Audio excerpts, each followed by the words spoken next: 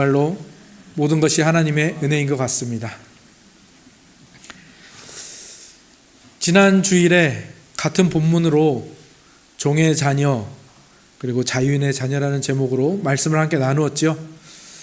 구역 모임 때 나누실 때 아마 많은 분들이 그러셨을 것 같습니다. 오늘 말씀은 좀 어렵다, 그러셨죠? 제가 최대한 쉽게 풀어보려고 했는데도 내용도 길고 말씀 그 구성도 조금 어려웠던 것 같습니다. 이 본문이 굉장히 해석하기 어렵기로 정평이 나 있는 그런 본문입니다. 그래서 그런지 다 풀어내지 못한 부분도 있고요. 또 좀 더 쉽게 하지 못한 부분도 있는 것 같습니다. 그래서 여러분들에게도 아마 다 이해하지 못하는 부분들이 있었을 것이라 그렇게 생각이 됩니다. 사실 오늘 본문을 잘못 해석한 사람들이 굉장히 많습니다. 그러다 보니까 신중해지다 보니까 아마 더 그랬을 것 같습니다. 오늘 본문을 잘못 푼 이단들, 그 중에 대표적인 이단이 바로 이 26절 가지고 어머니 하나님을 주장하는 그 하나님의 교회 안상홍 증인회, 예전에 그렇게 불렸죠. 안상홍 장길자 이 이단들 있죠. 그 이단들이 대표적으로 이 본문을 잘못 해석한 이단들입니다. 저희가 지난주에 이 말씀을 전하면서 이것이 풍류, 그죠? 풍류라고 했고 그 우화라고 했잖아요. 그런데 말하자면 그 이단들은 이 우화를 어떻게 해석한 겁니까? 예를 들어서 지난주에 말씀드린 것처럼 토끼와 거북이라는 이 우화가 있었습니다. 근데 이 우화를 어떻게 해석한 거냐면은 토끼는 게으르고 멍청하니까 우리가 멀리해야 돼. 그리고 거북이는 우직하고 성실하고 좋은 결과를 내었으니까 우리가 가까이 해야 되고 좋아해야 되고 더 나아가서 거북이를 숭배해야 돼. 이런 얼토당토 않는 결론으로 가져간 것이 그 이단들의 잘못된 해석인 거죠. 그뿐만이 아닙니다. 이 본문을 가지고 예루살렘에 대한 깊은 해석을 하는 그런 사람도 있고 또 이것을 가지고 종말론으로 해석하는 그런 학자들도 있기도 합니다. 그러니까 오늘 본문이 굉장히 복잡하고 또 오해하기 좋고 그토록 어려운 본문이라는 것을 여러분들이 기억하셨으면 좋겠습니다. 그래서 오늘 본문의 그런 모든 부분들을 세세히 살펴보는 것, 그것도 좋겠지만 사실 그렇게 하다 보면 우리가 갈라디아서를 풀어가는 이 방향에서 살짝 빗나가게 됩니다. 그래서 이 주변을 조금 짚게 되고요. 거기서 다시 원래의 방향으로 돌아오는데 시간이 또 걸릴 수도 있습니다. 그래서 오늘 이 본문의 모든 구석구석을 다 풀어가기보다는 지난 시간에 나누었던 그 부분을 오늘은 조금 더 보강하고 조금 더 깊이 다뤄가는 것으로 오늘 본문을 한번 그렇게 살펴보도록 하겠습니다. 바울이 오늘 본문에 와서 이것은 비유다라고 말하잖아요. 이것은 지난번에도 말씀드렸다시피 알레고리, 풍류, 우화라는 방법을 사용한다라고 이 바울이 분명하게 지금 이야기를 하고 있는 거예요. 근데 바울이 지금 그렇게 내가 풍류를 사용합니다라고 선언하고 이 방법을 사용하는 이유가 분명한 거죠. 그 이유는 무엇입니까? 지금 거짓 교사들이 이 갈라디아 교회에 들어와서 다른 복음, 율법주의에 기반한 이 다른 복음에 홀딱 넘어갔습니다. 그래서 이 갈라디아 교인들이 헤매고 있는 거죠. 그런 헤매고 있는 갈라디아 교인들에게 바울이 이렇게도 설득해보고 저렇게 쓴소리도 해보고 또 이 본문 전에는 어떻게 했습니까? 우리가 그때 은혜 복음으로 교제하면서 얼마나 즐겁고 기뻤냐. 너희가 나를 그렇게 사랑하고 존중하고 너희가 눈이라도 빼어줄 것처럼 나를 그렇게 사랑했고 나도 너희들에게 정말 이 모든 것을 아끼지 않고 이 은혜 복음을 전하지 않았더냐 하면서 이 모든 방법을 다 떠올리게 해서 어떻게든 은혜의 복음으로 다시 돌아오게 하려고 바울이 애를 썼던 거죠. 이제 바울이 그 모든 것들을 종합해서 이제 정말 중요한 내용 그리고 본격적인 내용 그 결론으로 향하려고 합니다. 그 결론이 복음이 주는 자유와 그로 인해서 우리에게 맺혀지는 열매들인데 그것을 설명하기 위해서 이제 바울이 말하자면 어조를 바꾸는 거예요. 어투를 바꾸는 거죠. 말하자면 말투를 이야기하다가 갑자기 말투를 바꾸는 사람들 있잖아요. 중요한 이야기를 하려고. 교장 선생님들도 그런 거 잘 하시죠. 그런 식으로 이 말투를 바꾸는 거예요. 그래서 오늘 본문 바로 전 구절인 20절을 보면 이렇게 돼 있죠.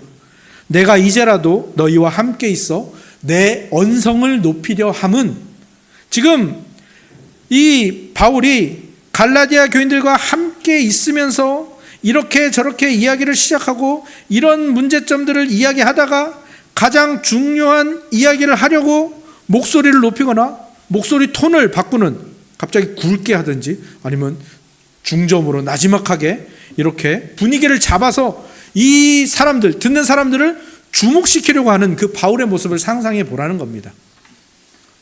그런데 어떻습니까? 직접 제가 이렇게 얘기할 때는 제가 톤도 바꿀 수 있고, 그죠?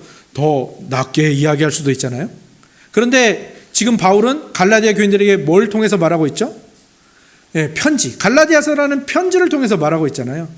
그러다 보니까 글로 적으니까 한계가 느껴지는 거예요. 그러니까 바울이 고민을 하는 거죠. 어떻게 하면 이 갈라디아 교인들이 지금 이 말투, 어투가 바뀐 것을, 그리고 중요한 대로 가는 이 톤이 달라짐을 어떻게 하면 알게 할 수 있을까? 바울이 정말 치밀하게 계산을 하는 겁니다. 그리고 자기의 지혜와 지식을 다 동원하는 거죠. 그래서 갈라디아 교우들의 주목을 이끌어내면서 지금까지 말한 것들을 결론을 이렇게 종합해서 결론으로 하나로 모을 수 있을까? 그거를 고민하다가 바울이 꺼내든 게 뭡니까? 바로 풍류인데, 아브라함의 아들을 풍류로 해석하는 이 방법을 꺼내든 거예요. 왜 아브라함의 아들이었을까요? 예수 그리스도를 부정하는 유대인들은 물론이고 예수 그리스도를 믿는 유대인들, 그리고 지금 이 갈라디아 교인들에게 율법주의에 빠져있는 이 다른 복음을 전하는 거짓 교사들, 그리고 복음을 전해 듣고 회심한 이방인, 그리고 지금 그 회심한 이방인 중에서 거짓 복음에 넘어가 있는 이 사람들조차도, 이 모든 사람들이 공통적으로 자신을 어떻게 표현하냐면 아브라함이 우리의 믿음의 조상이고 나는 아브라함의 아들이라 라고 공통적으로 부른다는 그 사실에 주목한 겁니다. 그리고 그 공통점을 이야기하면서 지금까지 한 번도 사용하지 않았던 풍류를 갖다 대는 거죠. 그러니까 갈라디아 교인들이 이 갈라디아서를 들으면서 어떤 생각이 들겠습니까? 갑자기 풍류? 갑자기 알레고리를 한다고? 그리고 갑자기 하갈과 사라, 아브라함의 아들의 이야기를 한다고? 바로 그것을 바울이 노린 거죠. 아브라함에게 아들이 하나가 아니고 또 둘이잖아요. 인간의 노력으로 낳은, 하갈을 통해서 낳은 아들인 이스마엘, 그리고 오직 하나님의 은혜로 얻은 아들인 이삭. 그러니까 아브라함의 아들이 둘이 있었다라는 것도 딱 이 상황과 딱 맞아 떨어져 가는 거죠. 그러니까 바울이 옳았구나 하면서 바로 요거지 하면서 하갈의 자녀와 사라의 자녀라는 이 아브라함의 아들이라는 개념을 풍류라는 방식으로, 우화라는 방식으로 가져와서 지금 다른 복음과 은혜 복음 그 사이에서 갈라디아 교인들이 헷갈리고 헤매고 있는데 그들에게 너희들이 이래서 헷갈렸어 라고 명확하게 설명을 하려는 겁니다.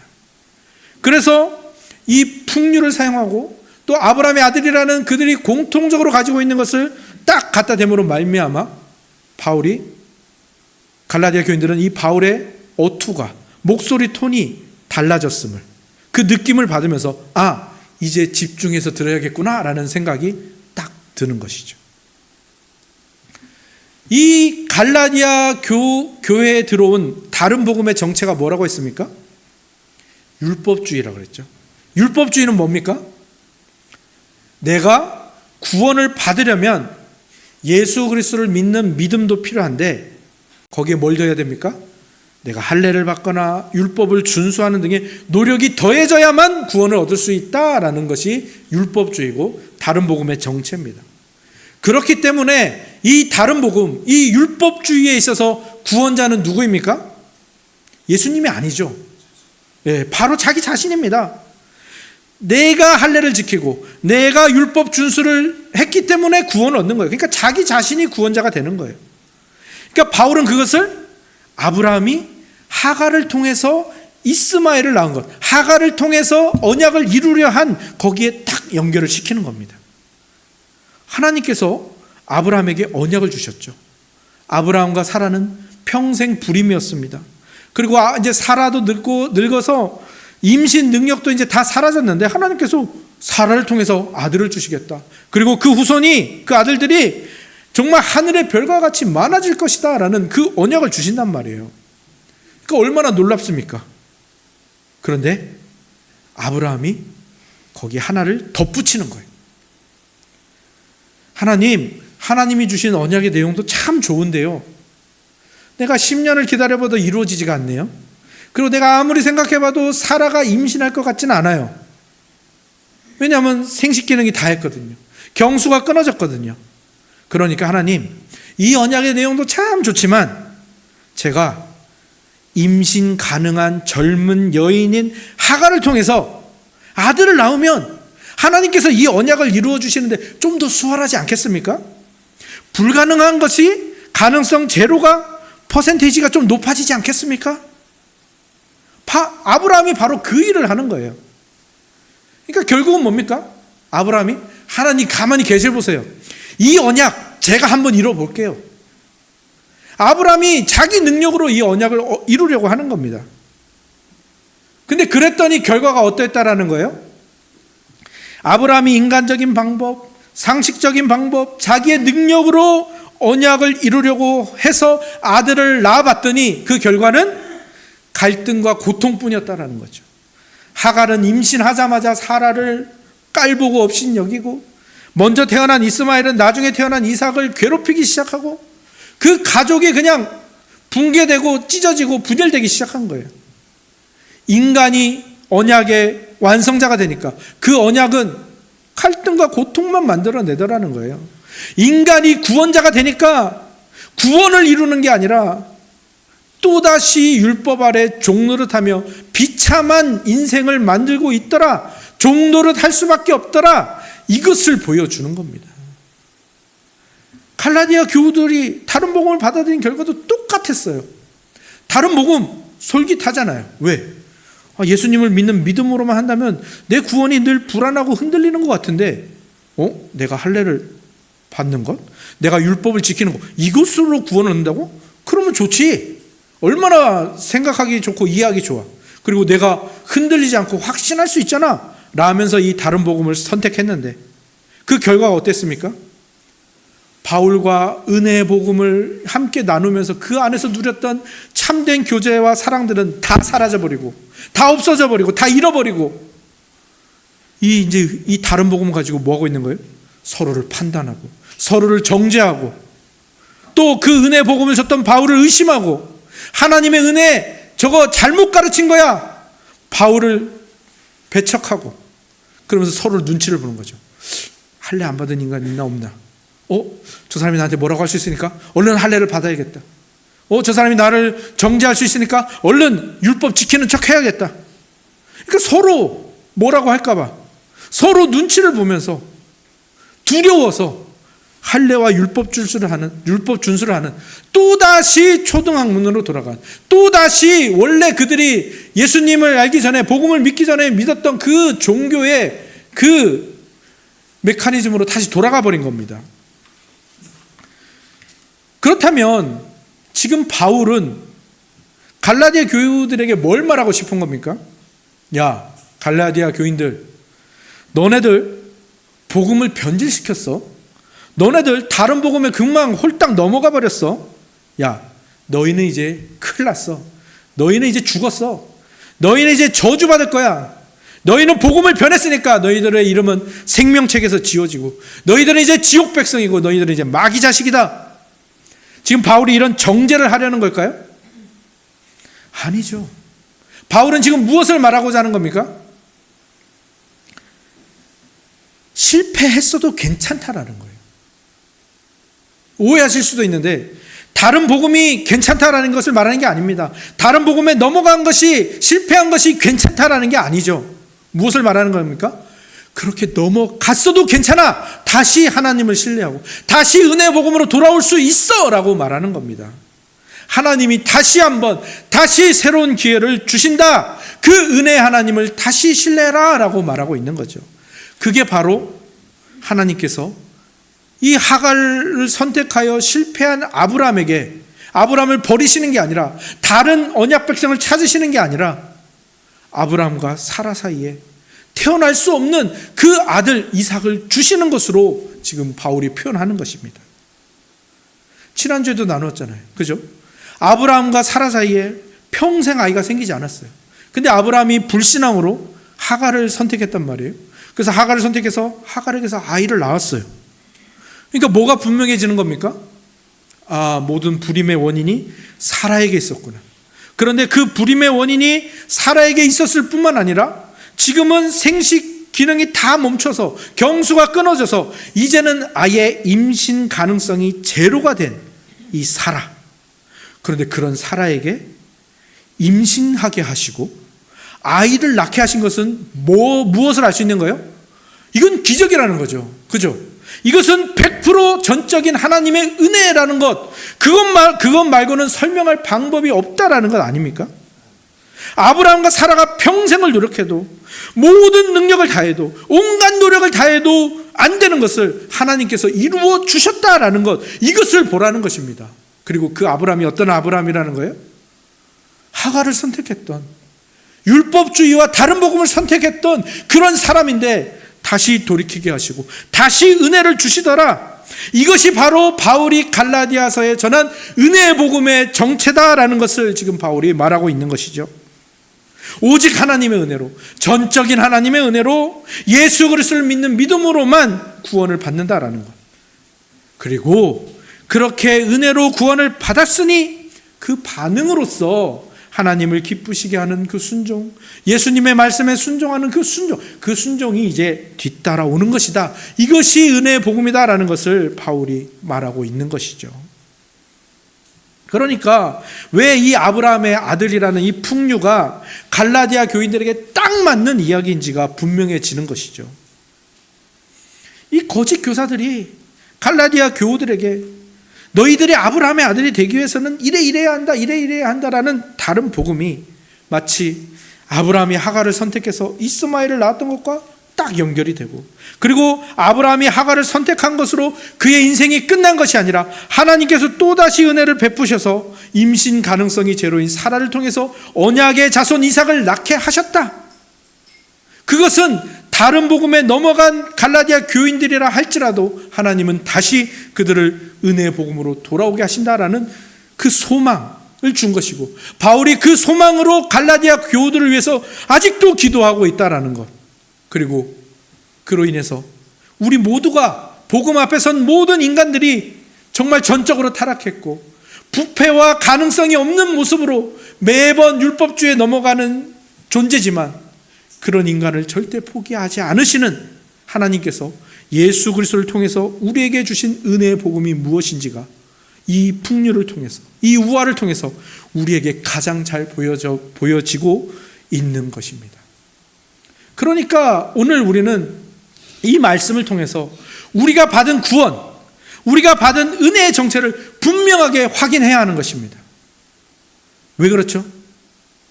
우리는 은혜로 구원을 받았는데도 불구하고 자꾸 그것을 잊어버려요. 자꾸 그것을 뒤로 밀쳐내고 그 은혜를 신뢰하지 못하고 계속해서 뭐 하고 있죠, 우리는? 내 힘으로 뭘 이루려고 하고 있어요. 내 힘으로 이 구원과 내 힘으로 이 믿음을 이루려고 하고 있다고요. 그러다가 또 실패하고, 그러다가 또 넘어지고, 그러다가 잘못된 판단으로 일을 그르칠 때가 한두 번이 아닌데, 아브라함이 하갈을 선택한 것 같은 선택을 하는 것이 한두 번이 아닌데 자꾸 또 넘어간다라는 거예요. 근데 바울은 여기서 끝을 내는 게 아니라 뭐라고 말하는 거예요? 그럼에도 불구하고 좌절하지 말라는 겁니다. 그럼에도 불구하고 다시 하나님을 신뢰하는 대로 돌이키라는 겁니다. 우리가 하나님 앞에 서는 그날까지 이제 너무 늦었는데? 이젠 끝인데? 라고 말할 상황은 없다라는 것입니다. 근데 마귀가 자꾸 우리를 속인다라는 거죠. 너 이제 끝이야. 너 이제 탈락이야. 그것이 아니라는 것. 하나님 우리에게 끊임없이 기회를 주신다라는 것. 그러니 하나님을 신뢰하라는 것. 이것이 은혜의 복음입니다. 우리에게 구원을 시작하신 하나님이 그 구원을 완성하실 것이니 잠깐 실패했을지라도 다시 그분을 신뢰하는 대로 나아가라는 것. 다시 은혜의 복음으로 돌아가라는 것. 그것이 바울이 이 말씀을 통하여, 오늘 본문을 통하여 하는 말이고, 그 일이 바로 우리가 오늘 하루 동안 해야 하는 일인 것입니다. 그런데 문제는 뭐죠? 이 하나님의 전적인 은혜가, 오직 은혜라는 이것이, 100% 은혜라는 이것이, 선물로 주어진 구원이라는 이것이 우리에게 자연스럽게 받아들여지지가 않는다라는 거죠. 어떻게 그럴 수 있지? 나는 내가 아는 사람이, 내 부하 직원이 그래 한 두세 번 실패하는 것까지는, 두세 번 잘못하는 것까지는 봐줄 수 있겠더라.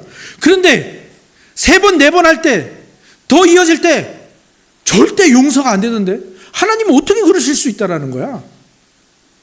아니, 나는 내 자식일지라도 걔가 10번까지 실패하는 것도 못 봐주겠던데 5번 넘으니까 미워 죽겠던데 도대체 하나님은 어떻게 새로운 기회를 매번 주신다는 거야? 우리는 우리가 그런 존재가 아니니까 그렇게 우리에게 주어진 이 은혜라는 기회를, 매일 기회를 주신다는 이 하나님을 신뢰하지 못하고 자꾸 부정하는 거예요. 내가 그렇지 않으니까. 이게 우리의 문제점이죠. 그런데 그렇기 때문에 예수님께서는요, 이 은혜의 복음을 우리에게 주려는 그 사역의 시작점에 우리에게 우리가 받은 은혜가 무엇인지를 확연하게, 분명하게 보여주십니다. 그게 바로 오늘 우리가 성경 낭송 때 읽은 본문에 나오는 내용들입니다. 오늘 우리가 어디를 낭송했죠? 네, 누가복음 1장이죠. 제가 이 누가복음 1장을 수요 기도회 때도 전한 적이 있는데요, 아마 대부분의 들으신 분들일지라도 아마 머릿속에서 99% 삭제됐을 겁니다. 그죠? 저는 오늘 본문, 이 갈라디아서 4장 이 후반부, 가장 해석이 어렵다는 이 본문을 볼 때마다 저는 먼저는 창세기 16장이 떠오릅니다. 우리 지난주에 낭송했던 본문이죠. 아브라함이 하갈을 통해서 이스마엘을 낳으려는 시도를 했던 그 장면, 이 창세기 16장이 먼저 떠오르고 그 다음으로 떠오르는 성경이 바로 이 누가복음 1장입니다. 왜냐하면 오늘 본문도 그렇고 오늘 본문이 가리키는 창세기 16장도 그렇고 또 오늘 낭송 때 읽었던 누가복음 1장도 그렇고 모두가 다 두 아들의 탄생을 이야기하고 있기 때문입니다. 근데 오늘 본문과 창세기 16장에 나오는 두 아들은 하갈이 낳은 아들과 사라가 낳은 아들, 이스마엘과 이삭이라는 것은 다 분명하고 여러분들이 다 아시는 이야기죠. 그런데 오늘 누가복음에 나오는 두 아들은 좀 다르잖아요. 그 두 아들의 탄생은 좀 달라요. 다른 아들이란 말이에요. 한 집안의 아들이 아니란 말이에요. 하지만 연결이 되는 지점이 있죠. 어디가 연결이 됩니까?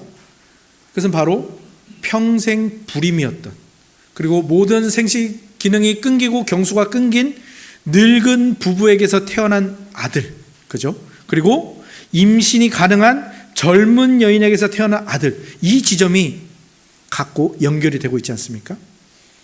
그러니까 평생 불임이었던 늙은 부부인 사가랴와 엘리사벳에게 태어난 아들이 누구입니까? 세례 요한이죠. 그리고 이 세례 요한은 예수님께서 뭐라고 표현하셨습니까? 여자가 낳은 자 중에 가장 큰 자다. 그리고 이 세례 요한은 예수님의 사역을 예비하고 준비하는 사역을 맡았던 바로 그 세례 요한 말입니다. 그리고 임신이 가능한 젊은 여인에게서 태어난 아들은 누구죠? 예수 그리스도죠. 마리아에게서 태어난 예수 그리스도. 그러면 분명합니다. 사라에게서 태어난 이삭과 연결되는 아들은 누구죠? 엘리사벳에게서 태어난 세례 요한이 분명하단 말이에요. 그죠? 자유인의 자녀이고 약속의 자녀이고 믿음의 자손이고 그를 통해서 하나님의 아들, 하나님 나라 백성에 초대된 사람들이 별과 같이 많아지는 그 놀라운 언약이 이루어지는 이 세례 요한. 세례 요한이 약속의 자녀가 분명합니다. 그죠? 근데 이상합니다. 분명히 임신이 가능한 젊은 여인에게서 태어난 아들은 이스마엘이랑 연결이 돼야 한단 말이에요. 종의 아들이랑 연결이 돼야 된단 말입니다. 그의 운명은 평생 갈등과 고통이고 저주와 형벌이 되어야 합니다. 그런데 누가복음 1장에 이 젊은 여인에게서 태어난 사람이 누구라고요? 예수 그리스도란 말이에요. 이게 무슨 일이죠? 제가 해석과 연결을 잘 못한 것일까요? 아닙니다. 예수님께서는 이렇게 서로 사맞디 아니한 바로 이 연결에서 하고 싶으신 말씀이 있는 거예요. 우리에게 알려주고 싶으신 것이 있는 거예요. 그게 뭡니까? 그것을 가늠할 수 있는 것이 예수님이 세례 요한을 평가했던 그 말씀인데요. 그 전 구절이 누가복음 7장 28절인데 제가 읽어드리겠습니다. 내가 너희에게 말하노니 여자가 낳은 자 중에 요한보다 큰 자가 없도다. 그러나 하나님의 나라에서는 극히 작은 자라도 그보다 크니라. 이 말씀은 오늘의 말씀과 연결할 수 있습니다. 왜 여자가 낳은 자 중에 요한보다 큰 자가 없을까요? 세례 요한은 이 언약의 자손, 아브라함에게 약속된 그 언약의 자손 이삭을 낳은 것처럼 하나님의 은혜로 불가능한 탄생을 했을 뿐만 아니라 심지어 이 세상에서 가장 복된 사역을 하는 거예요. 예수 그리스도, 구속자 예수 그리스도의 그 가실 길을 닦고 예비하고 준비하는 일을 맡았단 말이에요. 그러니까 이 여자가 낳은 자 중에서 오히려 이삭보다 세례 요한이 훨씬 더 큰 거예요. 그런데 왜 예수님께서는 하나님 나라에서는 지극히 작은 자라도 왜 이 세례 요한보다 더 크다고 말씀하셨을까요? 그것은 아주 분명합니다. 인간적인 노력으로 아무리 애를 써봐도 우리의 운명은 이스마엘의 운명 그 외에 아무것도 아닙니다. 이스마엘의 운명, 우리에게는 그 운명밖에 없는 거예요. 종의 아들, 첩의 자식으로 태어나서 또다시 종의 신분으로 종 노릇하면서 살아갈 그 운명밖에 우리에게는 없습니다. 죄의 종, 율법의 종, 죄책감의 종으로 살 수밖에 없는 게 우리의 운명이란 말입니다. 그런데 이 구약과 똑같은 구조 속에서 이스마엘이 태어나야 할 자리, 거기가 우리가 태어나야 할 자리인데 거기에 누가 태어나셨다고요? 예수 그리스도가 태어나셨다고요. 이게 무엇을 의미합니까? 네, 우리의 자리를 예수 그리스도께서 바꿔주신 거예요. 아버지가 없는 아들의 자리, 종의 아들의 자리, 율법 아래 자리에서 고통과 저주와 형벌 속에 우리가 태어나야 되는데 우리를 사랑하시는 예수님이 그것을 견디지 못하시고 우리를 거기서 꺼내시고 당신이 거기에 들어가신 겁니다. 그래서 우리가 예수님이 마땅히 받아야 하는 언약의 아들의 자리, 약속의 아들의 자리, 하나님의 아들의 자리, 그걸 우리에게 주시려고 예수님이 아버지 없는 그 자식의 자리로 가신 것입니다. 종의 자리로, 율법 아래의 자리로 우리 대신 들어가신 거예요. 꾸역꾸역 들어가신 거예요. 이게 바로 우리의 상식을 뒤흔드는 복음, 은혜의 복음인 것입니다.